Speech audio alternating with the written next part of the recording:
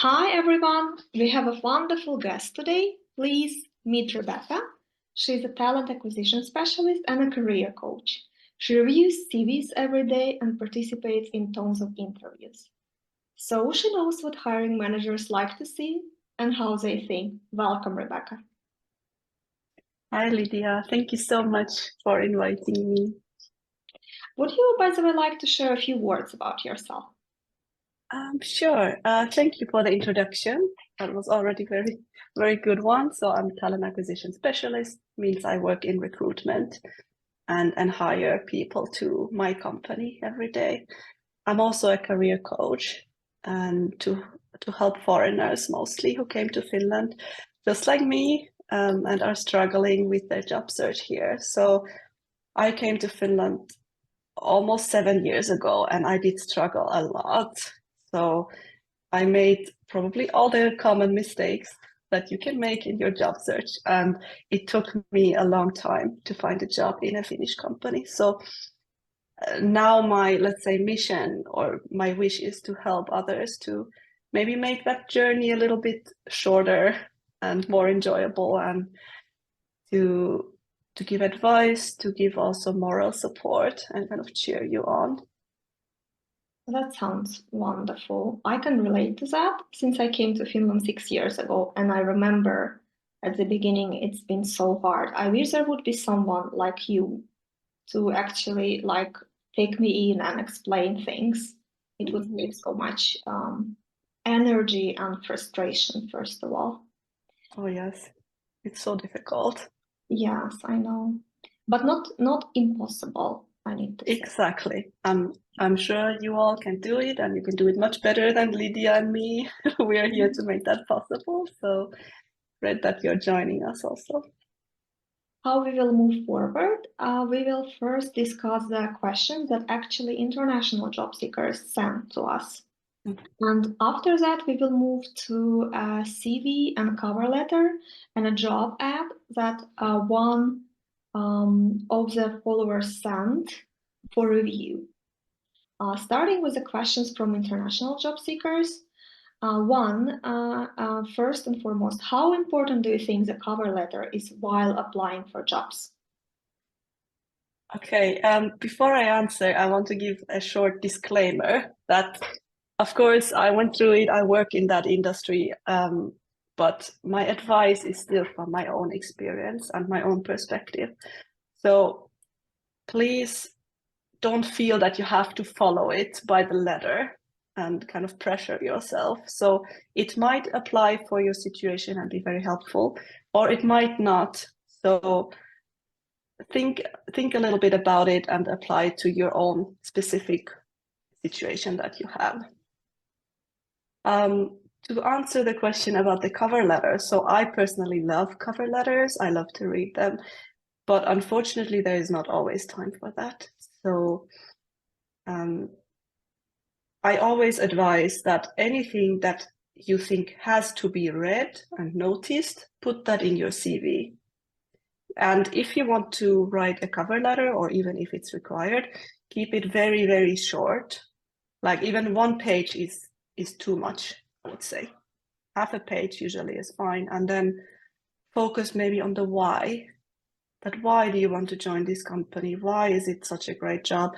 And imagine you're talking to your best friend that explaining, I applied to this company and it's so awesome, but why? So, and you can write it really in that language as well. Unless, of course, you're applying to a very traditional industry like insurance or public sector. But if you're applying to technology companies, startups, etc., you can be really informal and just imagine you're talking to your best friend and keep it super short. That's my advice. I love it. I actually love it in that sense that we all know what we would tell our friend about the job we're excited. Here I have a sub question. Recently, I've asked on LinkedIn from hiring managers and recruiters if they check CVs and cover letters first, and the answers were so like in a way shocking to me because many, maybe 60% said they check cover letter first. and a CV after. So in your case, it's a CV first, right? Definitely the CV. I would check CV first, because if it's like, let's say, to be honest, if it's a totally irrelevant profile that I have there, and I have 100 applications to go through, I'm not gonna then spend 2, 3, or even 5 minutes to read through the cover letter of that person if I already know I cannot move forward with them. So I check the CV, and if it's relevant and I have the time, then I definitely read the cover letter as well. Since you've mentioned 100 applications, one very small question. I heard that recruiters spend around 7 seconds first glancing at your CV to understand if they should read it further or not. Do you think it's true in your case?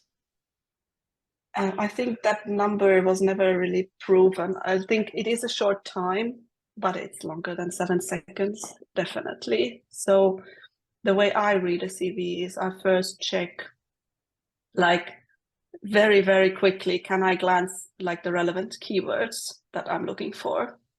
For example, in a developer, do they know the required languages that we need? Then I would check a little bit job titles, and then, go deeper and deeper into it. So that at least takes a minute or more, definitely, unless it's a very, very short CV. Mm-hmm. So, but yeah, definitely, it's important that you make it very visible at the start, or at like 1-2 glances, that you are a relevant person to go deeper into. Mm-hmm. 1 minute still means 100 minutes. Exactly. If there are 100 applications. If there are 200, yeah. 200 minutes, which is a lot. Exactly. It is a long time. Yeah. Mm-hmm.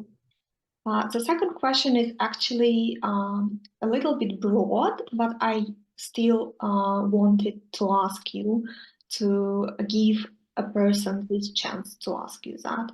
How to get more interviews? Yes, that is a very broad question. And there's no, like, let's say, foolproof answer to that, or a recipe that I can give. So as a short answer, I would say network. And I think we will talk a lot about networking still in this call. Mm-hmm. Longer answer would be fulfill at least most of the requirements of the role. That is one of the really basic things. Then secondly, make the company curious to meet you. And as I said, there's no recipe to do that. It can be difficult to do that just with a CV, if, as said, there's 100 applicants. So then having the human contact already is kind of essential. So usually, a lot of times I see that people who are already known, or who are referred by someone who is already known, they have a higher chance to get an interview, for sure. A referral then from within a company, preferably. Yeah, exactly. Mm-hmm. And networking is a way to do that, of course. Exactly. So you meet people who then hopefully can refer you. Yeah, makes a for lot of job. sense. Yes. What if someone is doing it right and still things are not working out for them? Yeah, that's the thing about job search, I would say. On paper, you can do everything right, but you still don't find a job. So one thing is you always need a little bit of luck as well. Sorry to say, but that's definitely true. But then usually, even if you're doing everything, let's say, right, you can still improve or change. So if your current approach is not working, then try to change it and try new things. So for example, instead of sending, let's say, 5 or 10 applications every day, then send only 2, but really work on those and make them super relevant. Or shift your time away from writing cover letters and more towards networking with the relevant people. So it's kind of a trial and error process, and you need to figure a little bit out what works for you. And if you have applied to 500 jobs and not found one, then definitely you can see that your approach is not working. So it's time to change something. I agree with you on that. Yeah, completely. And I've seen 500 job applications messages, and we will get to that today as well. The first question we have, it's a little bit long, but I will try to make it clear. We have a person who is currently working full-time in sales, but it's not what this person wants in terms of her or his career. But the background, both academically and professionally, is more in supply chain management. So sales, a full-time job, and a supply chain management is a desired job. How to make my application for supply chain position stand out? I have been applying for jobs, but got rejected. But now I'm planning to apply for internships and would like to take some advice. Okay, yeah, so that is a pretty classic career transition situation, I would say. And in that situation, you always need to think what kind of skills or experience that I already have is relevant for the field that I want to change into. So sales is usually a really good field to work in because you prove that you have a lot of skills already that are very valued in almost any field nowadays. So you are customer oriented, you are very good in communication, I would think, and so on. So point these out, make them stand out if they're relevant to where you want to go, of course. Maybe you have been selling to clients who in the field that you want to go into. So point that out as well. Other relevant skills you're using, maybe project management or whatever you can think of. So answer this in your CV, that where you gained the relevant experience and how you maybe learn new things, gain fresh perspective that you can bring to this job. If you're applying to internships, best advice, again, I can give is network with relevant people. So if you know who is the recruiter or hiring manager for that internship, contact them, ask relevant questions about that internship, and just get in touch and make them know that you want to apply there. Internships get a lot of applicants as well. So I'm afraid you will not get around this kind of personal approach and contact someone. So you kind of ask that I'm working currently in sales and I have this and these skills. Like, do you think that it will be a strong application? Something like that. I loved it. Maybe in relation to that, imagine there is a case when a person has studied something, like has a master's degree in a certain field, but has always been working, doing something else.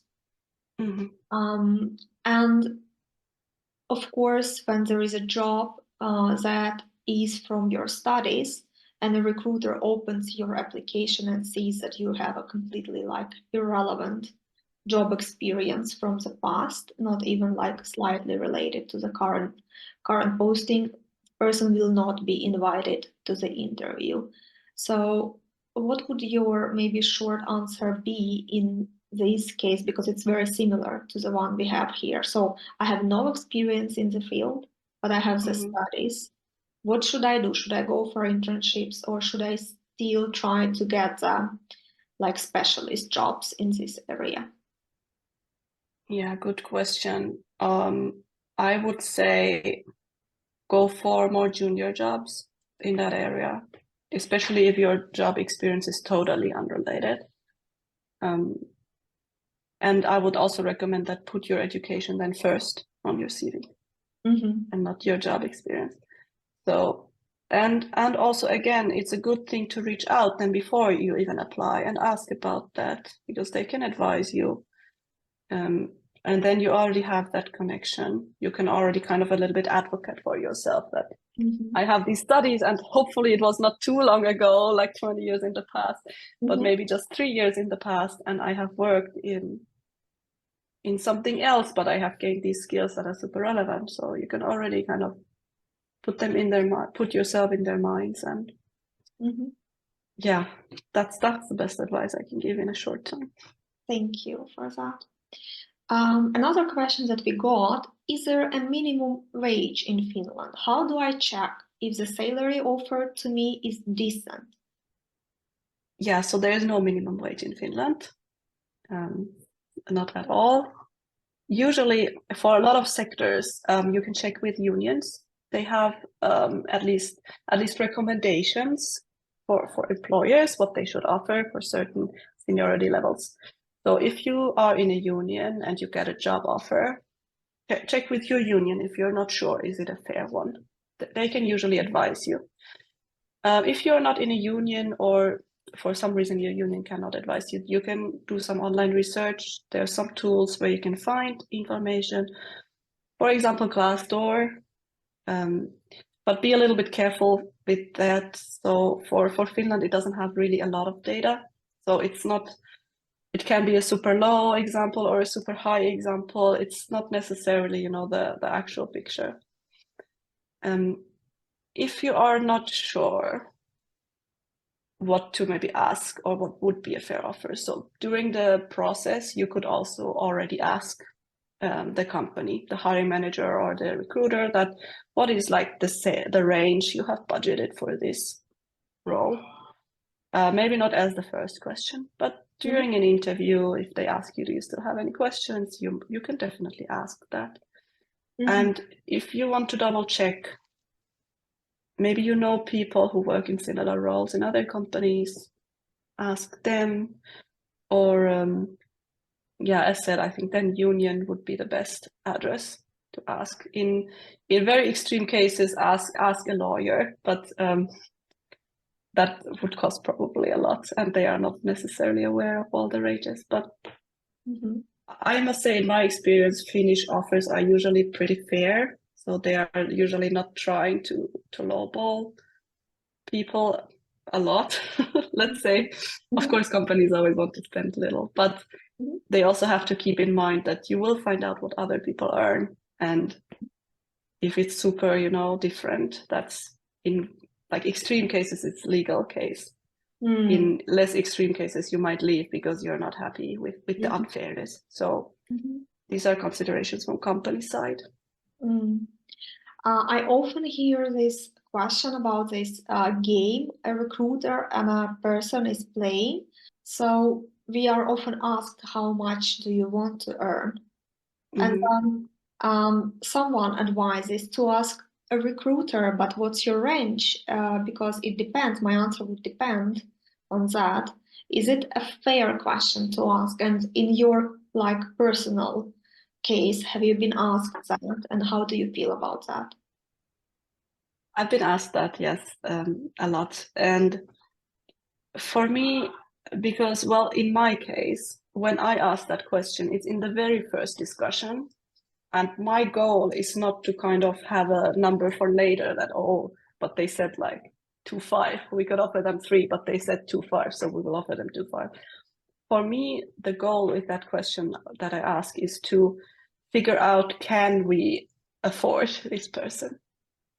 So if they say 5,000 and my budget is 3,500, I don't want to waste their time also, because we cannot pay that much.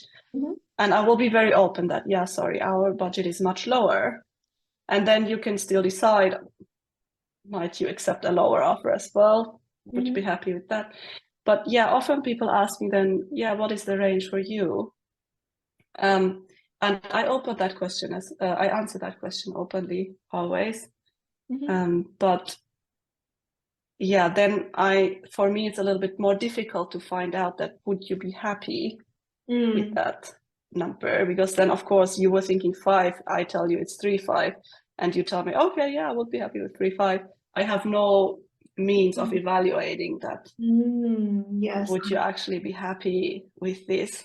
Or will you leave immediately after? Or will you leave soon? And I know that we all need money. Sometimes we are desperate to get a job. We are more prepared to, accept less. But my goal is to find a happy and good person for the company. So I want you to be happy. And I try to assess that, will you be happy? So you would help me more if you tell me an honest number And then I openly reply that, is it possible or not? And you can say, okay, but we can proceed still. That makes it easier for me in that case. If person set to 5 and your budget is 3,000, would you give an offer for 3,000 or an offer for 5? I think I as a recruiter, I would always try to make it as high as possible, but I don't get to decide that. Yeah.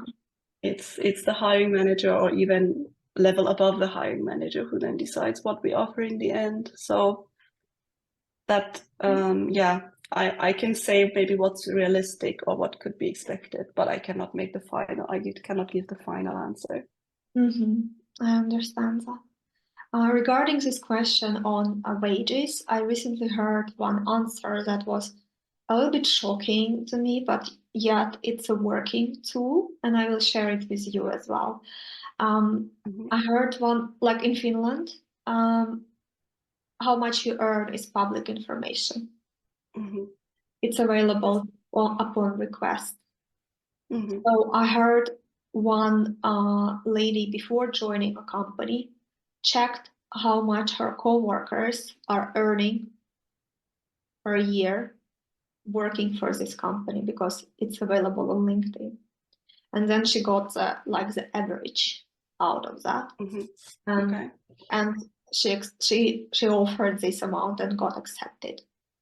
It's a little bit a tricky way because when you apply for your tax card, you also mention all the earnings. It's not only your salary, it can be you're renting out something. So it's not 100% relevant. But if you really wish to check there are 3 persons in a similar positions and you know their names, you can try to have an estimate. I don't know how ethical it is, by the way. What do you think? I think you can do that. I mean, since it's public information, which for me is super weird because I come from a country where it's super secret. But yes, as you said, you need to know the names and even sometimes maybe their birth date if it's a super common name. And what you also need to consider is that at this point, for example, if I call today about Lidia's salary, I will only know how much you earned in 2022. So what you gave as a taxable income for 2022. And if I call in January 2024 or in March 2024, still I will know only what you made in 2022. Because I think for the previous year, they gather it until August or September, something like that. So until then, it will almost be 2 years old, that information. So that's also something to consider. And as you said, it's everything. I can only kind of find out what was the total income you had that was subject to tax. It can be any investments or shares of companies or whatever. It's not necessarily only your salary, as you said. Yeah, that's right. And you need to know the names. So if you want to find out what people in a new company are earning, you don't necessarily know their names. Yeah, that's right. Moving on with questions. A person is interested into an unpaid internship. He thinks it's like a step to join a Finnish company. Does it make sense to offer your services for free in this case or not? What's your position on that? Sure. I mean, companies love to have work that they are not paying for. I mean, every one of us loves that. So definitely that's a step. If you can afford that. I mean, all in all, usually I don't recommend that you offer your work for free. But if you want to and you can, definitely you can try. And I think the best way here would be to just get in touch with the companies that you really, really want to work for and let them know that you are available. And if they have something where they could where you could be of value, don't send an email to the company email address, but really get in touch with the relevant people that you think these are hiring managers or recruiters and get in touch directly through LinkedIn, through phone, or whatever is best, whatever information you have, and let them know that why you want to work for free and why you want to work with them and what you can add there. Yeah, I love your answer. Thank you for that. What to emphasize when you have a gap, for example, due to maternity leave or relocation? How to beautify those gaps? Oh, I don't think you need to beautify them. I think the best way, and it was in Finland, is to be open about it and honest. Even in LinkedIn, I think nowadays you can put certain specific terms if you have a career break. So for example, caretaking or something, you can put it there. And put it also on your CV, especially if it's, let's say, a big gap. So if it's few weeks, you don't need to put something. But if it's like 2 years or a few months, then put maternity leave, paternity leave, caregiving, or even professional reorientation, or whatever you did in that time. Just put it there, be open about it, and maybe you even gain some relevant skills or some certifications or something, then put it there as well. So to show kind of you use that time and you are not there sitting just playing computer games or something. So just because we all kind of do something usually, even if we don't have paid work. So put it there and be open about it.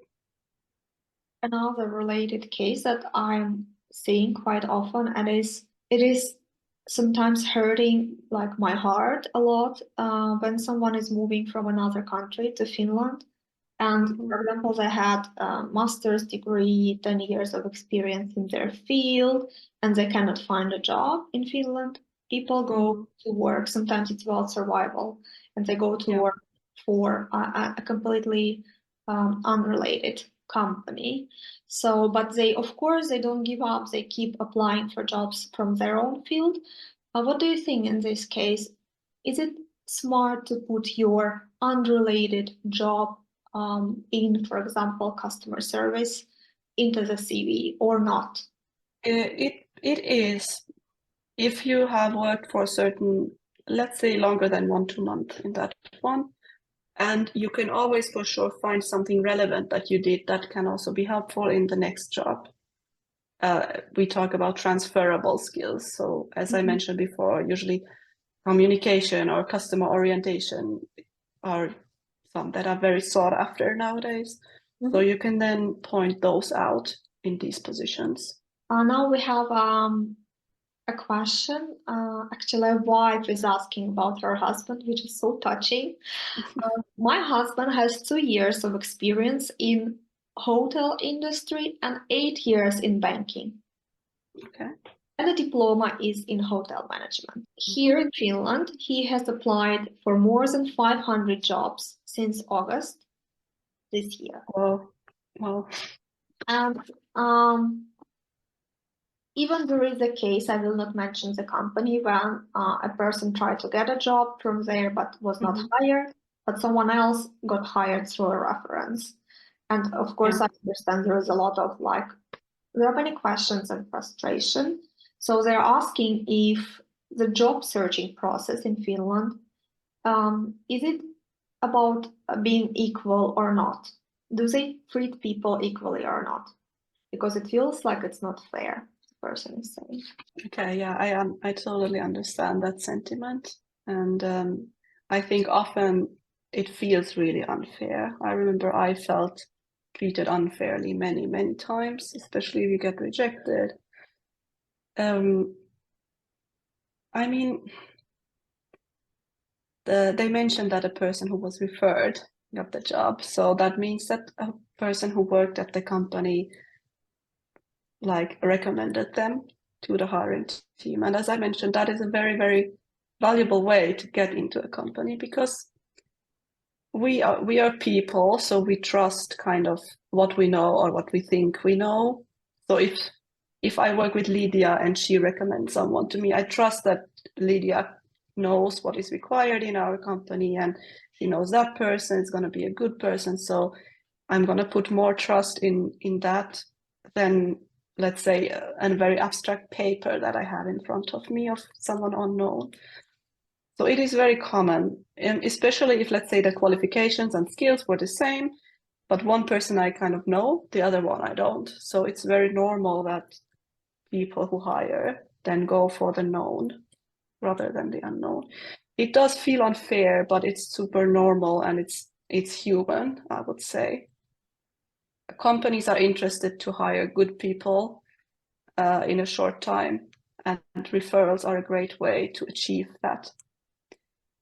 Another thing, if the husband has applied for 500 jobs in the last 4 months, I mean, wow, that's really hard work.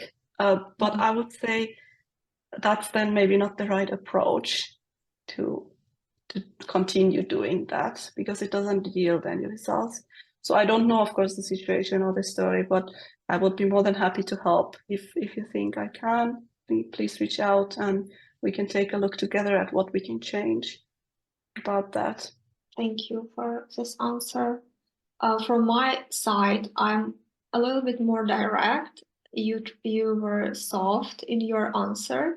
I always immediately do the math in my mind that 500 jobs, if you do it right, it takes you, let's say, 3, 4, 5 hours to craft one application, like in-depth application, the one that can get you an interview, even if it is a company that is looking for cashiers. You can still put effort and energy into crafting it in a way that you get invited to interviews after that. So I mostly feel like it's spamming when it is not changed for the particular job you're applying for. So I would also change an approach. Instead of 500, I would make it 5, even 5, but put a lot of effort in this 5, reaching out to people and making your application stand out. What do you think? Yeah, I totally agree. And I always recommend that. It's maybe counterintuitive to think that don't apply for 100, apply for 2. But if you are really intentional about where you want to work, why, and in what kind of specific role, the success rate is much higher. Because when I read a CV, I notice that, okay, this is a CV, probably used to apply to anything that remotely kind of matches a little bit the skills. So I encourage people to be much more intentional about their job search, even if, let's say, we're desperate, we have looked for a long time and we cannot find. But then an approach to try is to get more narrow, not more broad. Get more narrow, network, know what kind of companies you love and like really passionate about to join them, rather than, okay, I can be a cashier, nothing against cashiers. So sorry to use that example now, but like I can be a cashier or a burger person just to get some money, but then be more intentional and be kinder to yourself as well. And that usually is more successful. And inspiring to be kind to yourself. I love it. Thanks for mentioning that. I hear often that people who get frustrated in job searching in Finland, they think that Finland is racist. They're not hired because of their picture or of their name or of their country of origin. What do you have to say about it? Yeah, unfortunately, I cannot say that Finland is not racist. There have been enough studies that it's more difficult to find a job when you are not this standard Finnish person with standard Finnish face and standard Finnish name. So it's definitely true. But I wouldn't put everything. And so if you're not successful in your job search, then don't make it about your picture or your name. That is not productive. It is very frustrating and you will get angry, and probably rightly so. But if you want to really be productive, then you need to shift a little bit the focus to what you can change. You cannot take the racism out of the people, but you can change your approach. You can, as we said, you can narrow down your choices where you apply. You can be more intentional. You can try different things. If you feel that your picture is deterring people and causing bias, then leave the picture off. That like a short-term solution. Try different, ways. Please don't change your name. I read that advice sometimes, but still, you are who you are. So be who you are. Don't change your name, please. And you will find like racism is present in the society, but that doesn't mean that everyone is racist. And there are a lot of, let's say, foreigners as well nowadays in positions who hire people. So again, be kind to yourself. Don't focus on the racism or the society. Focus on what you can change and how you can change your approach. Since you also participate in many interviews, I have several questions regarding that. For example, what is the best, for example, step-by-step process to prepare for the interview when you are invited? I would say first step would be to be very confident and comfortable to introduce yourself, maybe even in a short amount of time. So maybe practice to introduce yourself in 1 minute, like who you are professionally, how you can add value, like the very, very essence of who you are in just 1 minute. Then when you're comfortable with that, I would say prepare a few specific examples of successes in your previous roles. So be prepared to answer what was the situation, what was your role, what was your contribution to the success, and what was the result. And then as a third step, get to know the company, what they offer, what is important to them. And then after that, maybe go through common interview questions and prepare your answers a little bit, just so you are confident and you don't have to think too much when they come up. And ChatGPT actually is a great help here. So I recommend you work a little bit with that. So you can ask it to provide maybe common interview questions or things that might come up for this specific role. But please stop there and then think of the answers yourself. So don't let ChatGPT answer and then use that answer in an interview. Please don't do that. But use it to get inspiration about what could be asked, and then think about what you would answer and prepare maybe 1 or 2 scenarios per question. I think then you are quite well prepared. Yeah, I love the ChatGPT example. It can come up with specific questions for this specific job. Exactly. Yeah. And in general, use ChatGPT in your job search. It's an amazing tool. Please do use it. It saves a lot of time, but always use it for inspiration. Don't let it write your cover letter and copy paste the cover letter. Like, that is noticeable. Yeah. And it's a red flag, definitely, for a lot of hiring managers. Don't do that. Use it to get some inspiration, some talking points, and then write your own based on that one. Because we don't want to evaluate ChatGPT as a person. We want to evaluate you as a person. So you're not helping yourself if you just copy paste from there. But definitely do use it as inspiration. Yeah, I agree with you. Another question: when you ask about weaknesses of a person, how would this person be expected to answer? Yeah, good question, because it's not very often asked. I don't ask that myself. I don't believe in that question really, but many people still ask it, and it's good to be prepared for it. So in Finland, at least, openness and honesty is very much appreciated. So please, if you're asked, don't say like, "Oh, I don't really have any weaknesses," or something like that. I've heard these answers, and then I got the feedback from hiring managers like they are not self-aware, or they are, kind of bullshitting. That was not an honest answer, so we will not move forward with this candidate. So if you're asked, be honest. I mean, be aware of what you are comfortable revealing. So you don't need to reveal your kind of deepest fears or weaknesses, not at all, but think of something that is actually a weakness that you're comfortable sharing. And then you can also share how you've been working on improving that one, or what you have learned.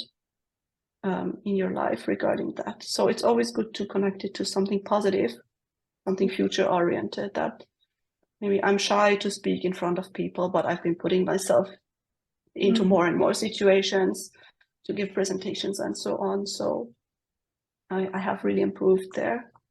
That would be a very acceptable answer, and very it's appreciated when you're open and honest about it. And maybe one thing that comes to my mind, that maybe every second one says that I'm a workaholic. I work too much, you know. It's such No, don't say that either. Yes, but maybe it's just like overused.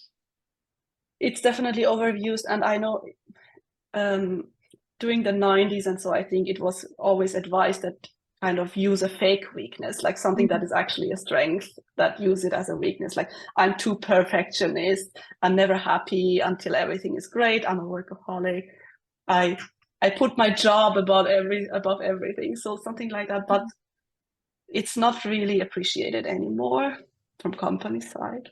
So it's more like a kind of a weakness that you are working on or learning from. So that is more acceptable.